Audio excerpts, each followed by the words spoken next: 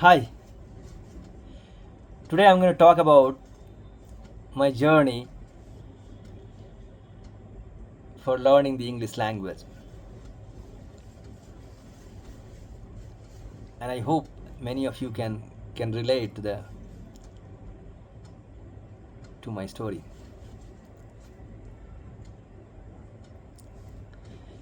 English is my nemesis, my terror, my nightmare. I spent about 50 years trying to learn that language and I couldn't do it. And that's why this is such a rather important but uh, also somewhat interesting story. We started learning English at a very early age. Back then, English was part of the primary curriculum. In between, the left front government had stopped English in primary, which probably was a good thing, because a lot of the kids dropped out of primary school for the fear of English alone, and probably it did help at least some of them to complete their education, because English was such a terror for all of us. So anyway, they introduced English, I think, in class 2 for us. And from the beginning, it was a problem. So initially, they started small, I mean, alphabet and 2 letter words and 3 letter words, that kind of stuff. But even that was too much for me. I just didn't like it. See, the problem is with the English language is so different from our beautiful, sweet Bangla language, right? The language that we all understand. It's just has no similarity, nothing at all.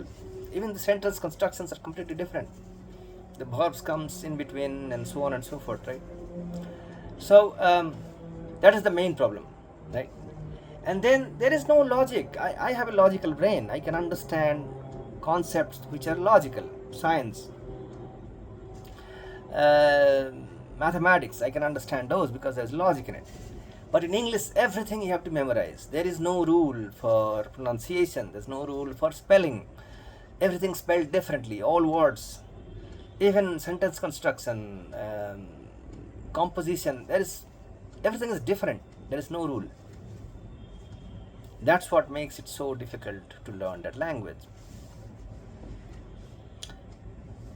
So I didn't do at all well in primary school, and then yeah, so that went on, and then I went to middle school, class 5.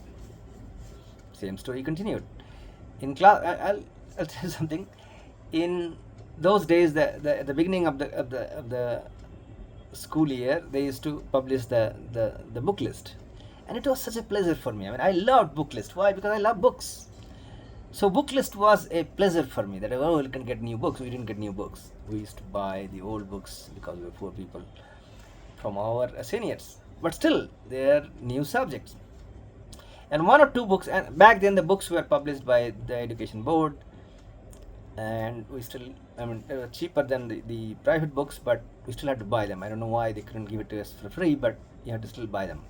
So the main subjects were all, the books were all from the board, and you have to buy it from them. But but to make business, our teachers always used to include an additional subject, a composition book or something for English, for example, and those were used to be very colorful and written in a very large fonts. So I still liked them, the English books too, but somehow English books were not so interesting. I don't remember what all we studied. Of course, some poetry, some grammar, some composition, stuff like that.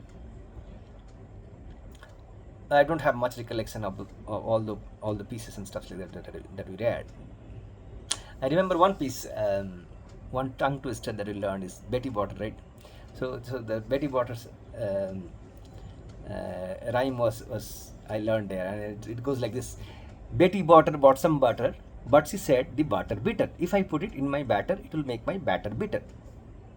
But a bit of better butter will make my batter better. So she bought a bit of butter better than her bitter butter, and she put it in her batter, and her batter was not bitter. That's a tongue twister. I like that one. So again, We didn't learn much during our middle school, and our teachers were pathetic, pathetic. They didn't know any English at all. I mean, I took some tuitions, even those were not useful at all. I remember one of our teachers, English teachers. He was also our class teacher, I think class 7 or class 8. I forgot his name. And he used to come to class with mouth full of pan. I don't know what pleasure people derive out of this. Mouth always full of pan or pan parag or gutka. His mouth was always full of pan. So much so that he couldn't even speak. But he was our class teacher, so he had to do the roll call. But he cannot speak. So he used to call one of us, and that guy has to shout out the names, and he will take the person. It's that bad. And of course, if you cannot speak, how can you teach? And he even didn't know any English either. So what would he teach? He couldn't. So even the other teachers, I don't know who all the Vikas Babu and they used to teach English, they were all bad. I mean, they neither knew English nor had any interest in teaching us. So English teaching was pathetic, and we didn't learn anything. Even the tuitions I took with Nabagur Babu and stuff like that were not very useful.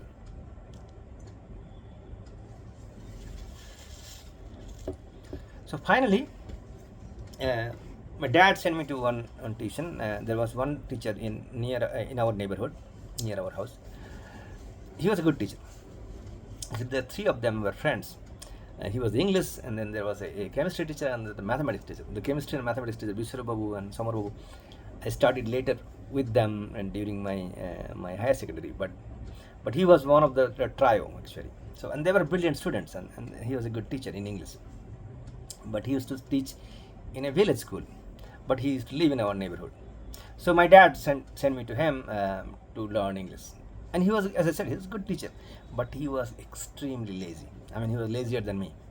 So his main objective was to give some excuse to me to postpone the tuition from that day to the next day. Someday he couldn't come up with an excuse, and he had to teach me. And in those days, he used to teach me well. I mean, compared to the other education I received.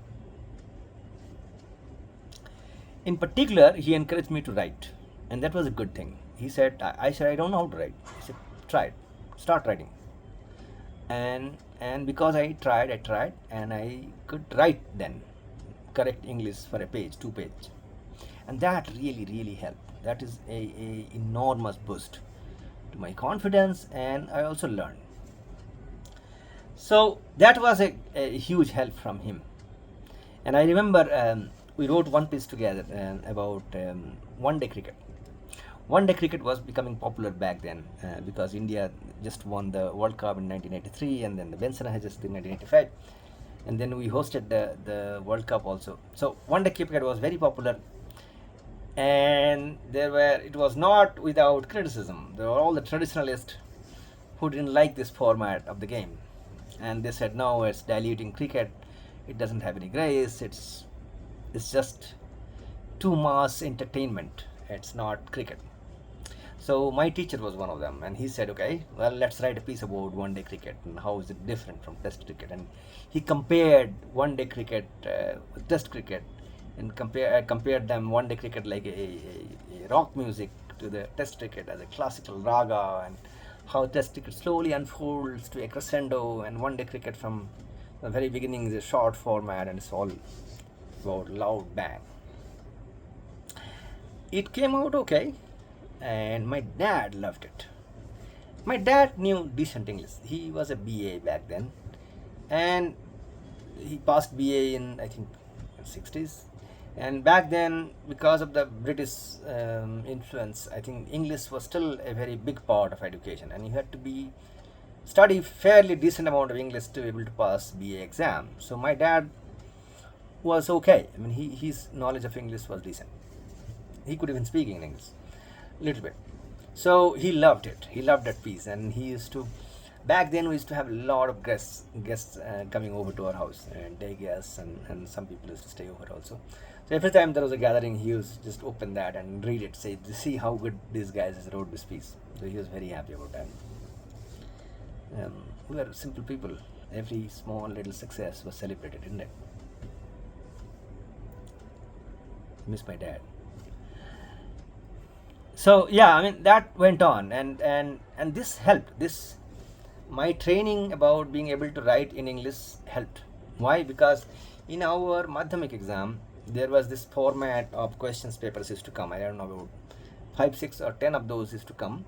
The answer you have to write in three segments. First answer is a single sentence. So they will quote one from one of the pieces from one of the articles, and then they will ask three questions. One is just the name, the piece or the writer or something, and then you write one sentence. Then three sentences set the context, when it was said, why it was said, that kind of stuff. And then about 10 sentences, I believe, you have to write about details about your answer.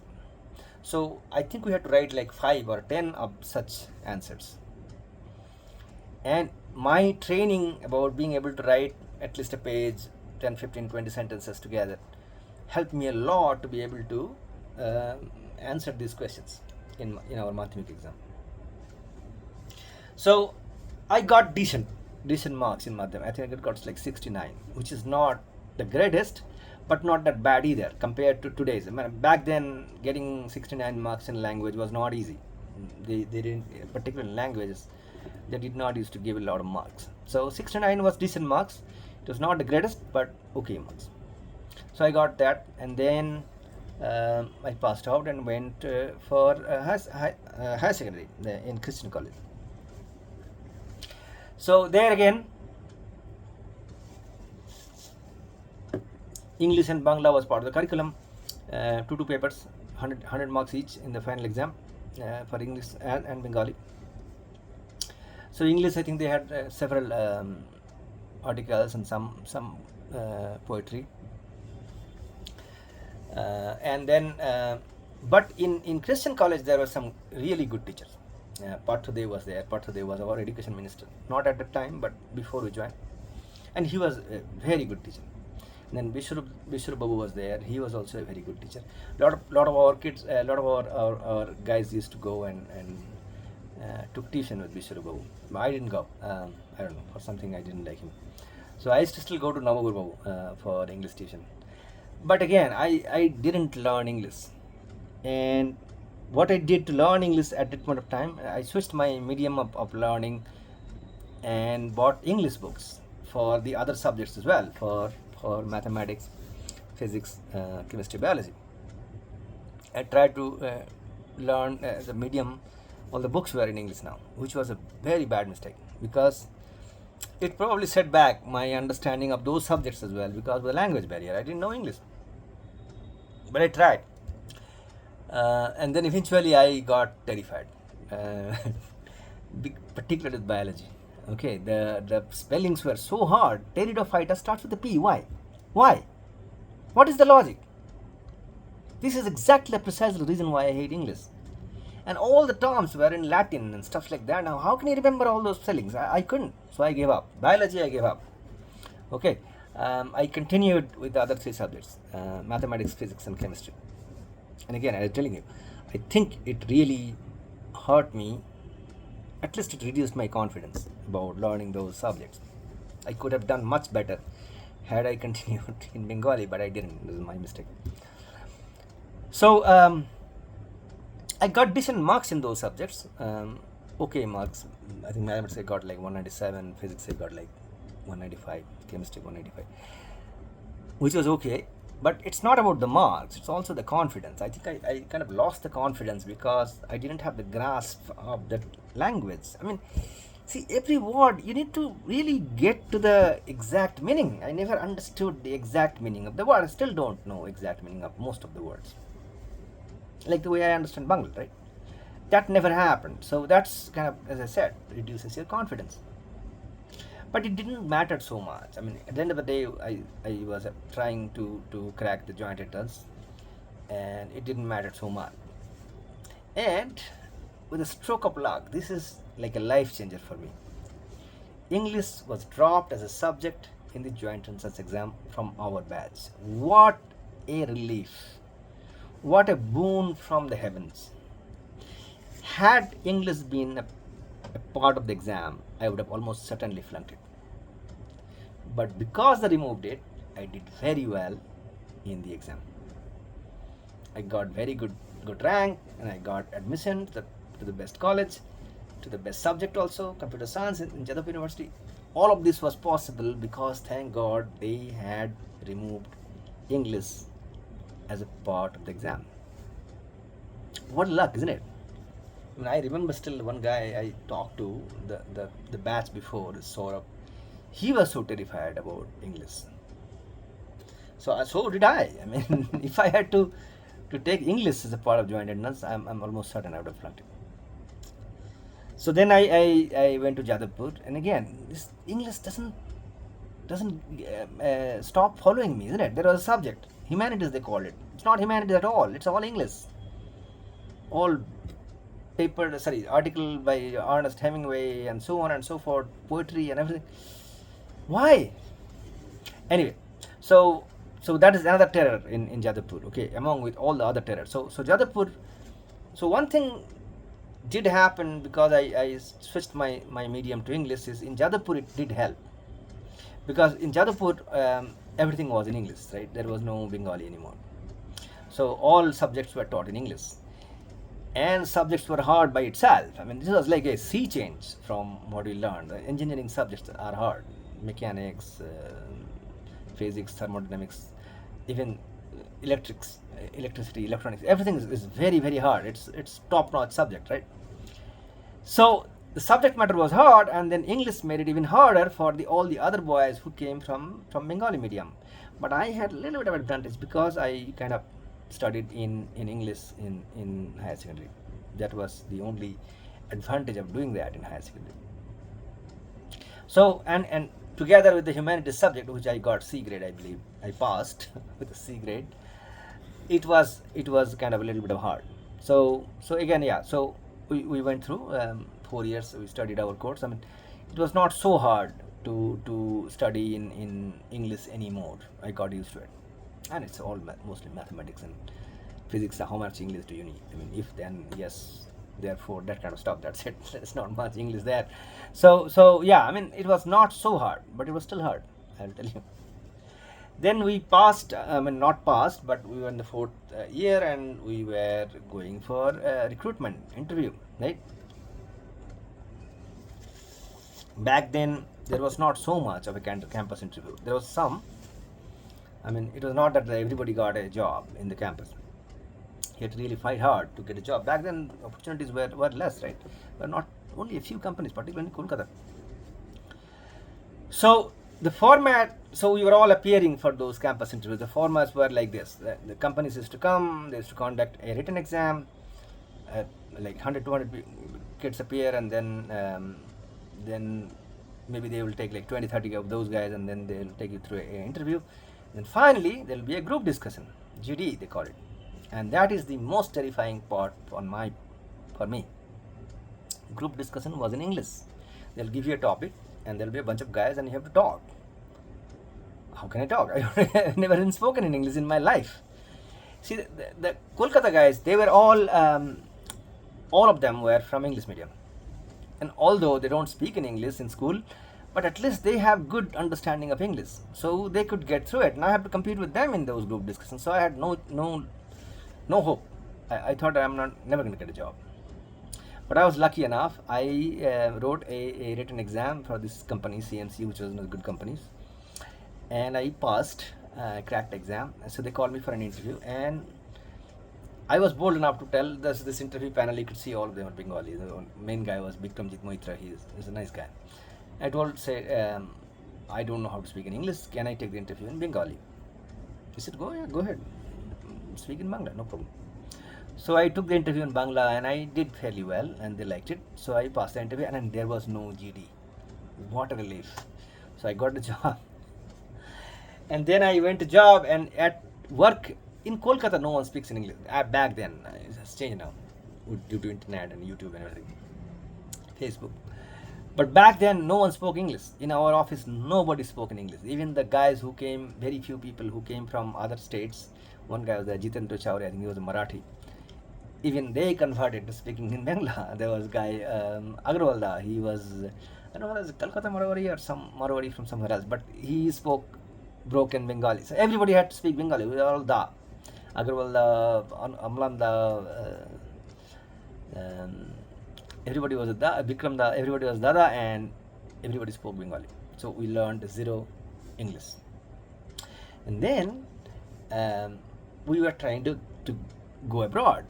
Now abroad, you have to again get through an interview, and that interview has to be in English. The Americans don't speak Bangla. So we were posted outstation in Maithan, in Durgapur, and outside of Calcutta. Me and a colleague of mine, he was like senior to me in Srim Jadapur. His name is Amitabh. We were very good friends, really good friends. So because we were all alone outside and together. So I told Amitabh, this is not going to work out. We have to learn English. He said, yeah. What are you going to do with it? I said, let's start speaking. There's nobody here. There's no one going to laugh at us. So let's start speaking in here. And we started. For 6 months, at least several minutes or a half an hour every day, we used to speak in English. And that again really helped. I mean, by then we kind of knew the language a little bit. We knew the words, we knew the sentences, but the fluency was not there. So it helped us to overcome our hesitation and also bring in the fluency. So finally we could, at least speak a few sentences together, and that was necessary. Why? Because again, as I told you, we were trying to go to America, and America, the process was like this. There was this agents called body shoppers. They used to arrange for interviews with the client, the actual company where you will work, and you'll have to take that interview on the phone, and if you crack, then they will arrange for your visa, and then you'll go to client location and work for them. So and because the time difference between America and India, the interviews were always at night, and there was no internet back then, there was no phone back then. I didn't have any phone, so it was a challenge to take those interviews and arrange for them. And I had a colleague, a senior colleague, who had a phone, so I used to go to his house, wait for that call to come for the interview. And it was always late at night, and I used to go to his bedroom. Back then things were different, isn't it? I mean, people were allowed in the bedroom late at night and so on. So again, I remember, they probably did understand what I said, but I couldn't crack any of those interviews. I remember one interview I took from US Steel, and then one from Penske. I don't know, there's many companies, and none of the interviews go well. Language could be one of the reasons, and cultural barrier also there, and I was very young at the time. I was like second year, 2 years of experience. So I couldn't get through any of those interviews. Finally, my body shopper gave up, saying it's not working out. You come here, okay? It's okay. We'll sponsor your visa. I will come here. We'll take the interview from here. It's not working out from there. And finally, one client, it's like Dow Chemicals. They said, I don't need an interview. Bring him in here. And that was not unusual, because see, back then there was a practice that 15 days they will not pay you. They will evaluate you. If you are okay for 15 days, then they will continue and they will pay you for all that. Until then, you don't have to pay. So they said, okay, bring him in here. I went to Florida to work for Dow Chemicals. So I got the visa, and first time I'm going in a plane, and I went to Modi Luft back then via Delhi, and then went via Delhi to Frankfurt, and then went to Miami, Lufthansa. I don't know how I went through all those immigration and everything, but I did. And I wrote the address of the hotel in a piece of paper and showed it to the taxi driver, because I couldn't speak. So I went to the hotel, then I applied for social security number. Social security number is like a PAN card back there. So it's a tax identity. You need that to be able to pay tax, and it's a prerequisite to start any job. So I applied for it. The card takes about a week to come, but you get the number in a couple of days. Once you get the number, you can start working. So my boss was saying, hey, keep calling them and get your number. So one day I called. There's a black girl over there on the other side, and she picked up the call. And I tried to ask for the number, and she said, man, can you please speak in English? I said, lady, I'm trying to speak in English. She didn't understand one word of it. Back then, US was different. There was not too many Indians back there, and they didn't understand how we behave. So that's what happened. So then, yeah, I got the job, and I started living there, and I started learning English, and I could speak in English back then. And then the main source of my learning was this sitcom, this Seinfeld sitcom, which I loved. It's just to come to TV every day, half an hour, and I loved it, so I watched it, and I could understand. And I was desperate about assimilating, becoming an American. I had to listen to their music, watch their football games and everything. I tried to be American as hard as I could. So yeah, so I could now speak little, I mean mostly manage work and everything. So that was America, and then after 4 years I wanted to go to higher studies. For higher studies, you have to go through this exam, TOEFL exam. So one night I drank, and then I was going to Rajesh, and on my way was the exam hall, and I took the exam. It came out very very well actually. I scored about like a 690 out of 700, something like that, very well. So then I went to Canada for higher studies. There again, it was a shock. Why? Because I had to teach class there as a part of graduate studies to earn your money. I had to teach class. The undergrad classes there was very big, so student didn't get a lot of face time with the teacher. So they broke the class into small pieces, and then they assigned one of these assistants who could explain the class to them. So I remember my first such teaching class was um, at 8 o'clock in the morning. It was bitter cold, and I used to drive there every day and take class, and there was nobody, one or two guys max in the class. I said, why? What's going on? And then after the semester, I got the review. They review the TAs also, and my review was pathetic. So then I ran up to the GAD coordinator. I said, Lorraine. I said, Lorraine, what's going on, man? I tried really hard. Why I'm getting such a bad ratings? He said, no one understood what you said. They didn't understand one word of it. So what am I going to do? So then my guide, my teacher, she said, why don't you take a pronunciation class in English? So she sponsored it, and I started taking the class. The class was entirely full of this middle-aged woman from Eastern Europe. They are trying to learn English to get a job or to get ahead in school and stuff like that. So I was part of that. All of them were women, and I could speak much better than them. And the teacher was saying, why are you taking this class? You already know English. I said, no, my guide wants to take me this class, so I'm taking it. So that was some experience. After a few classes, I said, I am not going there anymore. But slowly, I kind of understood Canadian accent, and it was not a problem anymore. And I stopped teaching also. I started doing research, so I didn't have to do this. So that was my experience in Canada. Then I came back to India again. I went to Pune, and there, of course, by back then I knew enough English to manage job and everything. Thing is that I love books, right? So I kept on buying books, okay.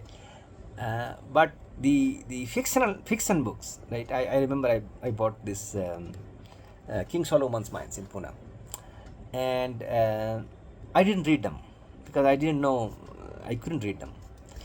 But I also used to buy a lot of coffee table books because those are the only ones I could read, and non-fiction books, science, history, those we could read. I remember when I was in Jadavpur, I used to read this book, this Rise and Fall of Third Reich by William Sirer. That's a very fat book, but I still read it because I liked the subject, and it was non-fiction, so I could. So that went on, and I kept on buying books, but I couldn't read them. Then finally, in 2019, I joined Tejas. Tejas is my current employer. So that was like 23 kilometers from my flat. So the commute, and in Bangalore traffic, the commute is about more than an hour, both ways. So I started joining these ride shares. Okay, so there was this ride share company called app called Quick Ride. So I used to take that ride. I used to pay a little bit of money, and then you share the car, and then someone will take you there. And it was 1 hour, more than an hour both ways. So I started reading books. The book that I read was Zamindar. Zamindar by Valerie Fitzgerald. She's a Canadian, I think. The book is written in the it's a romance on the background of the Indian Mutiny. Now that helped. Here is why. See, the main barrier about reading English books is not just the language; it's also the cultural context. It's their religion, it's their food habits, it's their how they live, clothes, and everything, every cultural aspect. Like for example, say if I try to explain what is Mahishasur to me, I mean, what does it mean to us about the cultural context of Birendra Krishnan Bhadro and Durga Puja and so on, it will be very difficult for a British guy to understand what I am trying to say. There are similar things there that I didn't understand, right? even though we grew up reading about their history and everything, we were not deep enough to understand this cultural context, and that hurts. And also another thing hurts is half of the English books are all French. Like similarly in our Bengali, we use a lot of Sanskrit or Urdu, right? They use French, and I don't know French. They assume that whoever reading English books, they will all will have some familiarity with French.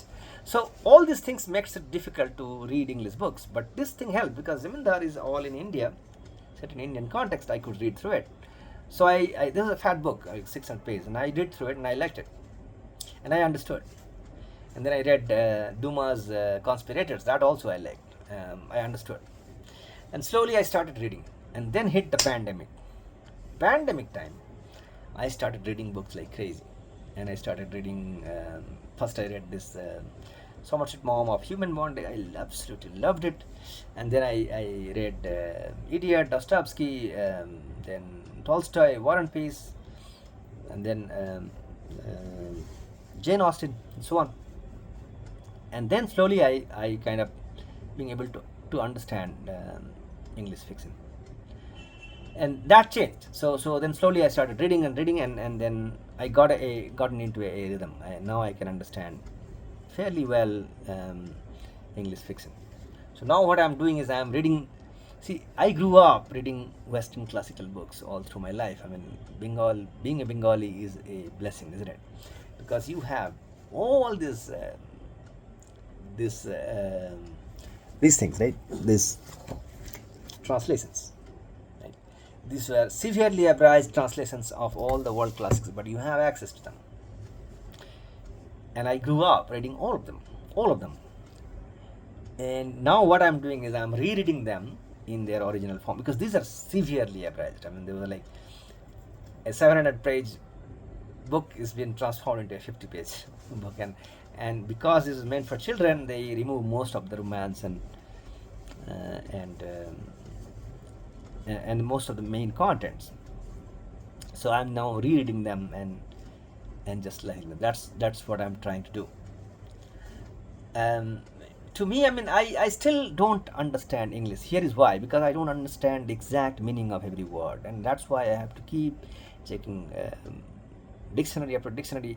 It helps when I read in tablet, because I can check the exact meaning of the word every time I encounter. But that's not how you enjoy a book, right? You need to know the language. So that really hurts. I mean, I really feel bad about that. I'm sad about that. I mean, you see, English is the lingua franca of the world because whatever the political reasons, because they colonize the whole world and so on and so forth. And now with the internet, with the YouTube, Facebook, everything, English is like de facto medium of all learning. So the way I see it is that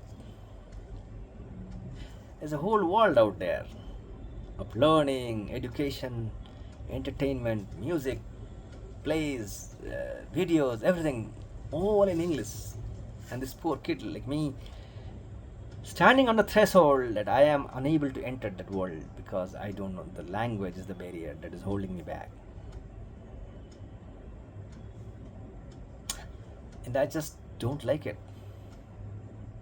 So even though it's hard, I will still continue to push. Try to learn the language. I will try to learn. I will try to read Shakespeare and then poetry. I'll not give up because that world lures me. That's where I want to get into. Thanks for watching.